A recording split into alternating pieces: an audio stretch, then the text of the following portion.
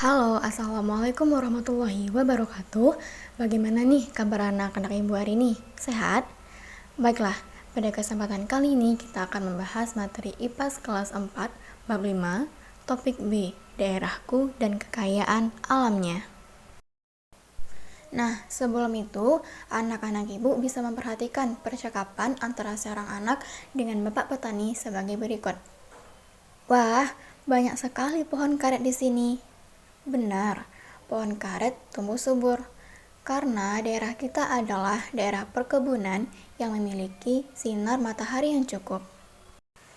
Dari percakapan tadi, kita bisa menilai bahwa daerah tersebut itu merupakan daerah perkebunan, sehingga di daerah itu banyak tumbuhnya pohon karet.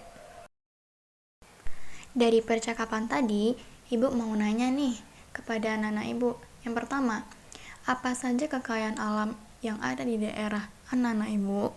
Yang kedua, bagaimana pengaruh geografis daerah tempat tinggal terhadap kekayaan alamnya? Dan yang ketiga, bagaimana cara kita yang bijak untuk memanfaatkan kekayaan alam di daerah tempat tinggal kita? Contohnya daerah Sijunjung. Daerah Sijunjung ini merupakan daerah perkebunan, di mana di daerah ini banyak terdapat perkebunan seperti perkebunan karet. Di daerah Sijunjung banyak ditemukan pohon karet karena daerah ini merupakan daerah yang subur untuk tumbuhnya pohon karet tersebut. Bisa jadi dari segi faktor suhunya yang sesuai, curah hujan, serta sinar matahari yang cukup di daerah Sijunjung ini. Di daerah kalian, pasti ada sesuatu yang bisa dan biasa dimanfaatkan oleh penduduknya. Bisa berupa tumbuhan ataupun hewan. Bisa juga ada di sungai, di danau, di rawa, di gunung, dan sebagainya.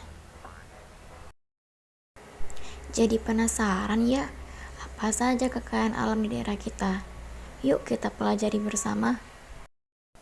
Kekayaan alam di Indonesia bisa kita lihat dari persebaran flora dan fauna di Indonesia ini. Di mana persebaran flora dan fauna di Indonesia setiap daerahnya itu berbeda-beda. Misalnya nih, di daerah Sumatera Barat, tepatnya di Solo, adanya kekayaan alam berupa tumbuhan padi atau yang dikenal dengan beras Solo. Namun, anak-anak ibu tahu tidak? Ternyata tanaman padi ini kurang cocok ditanam di Papua karena kondisi geografis Papua dengan tanah yang kering dan rendahnya curah hujan.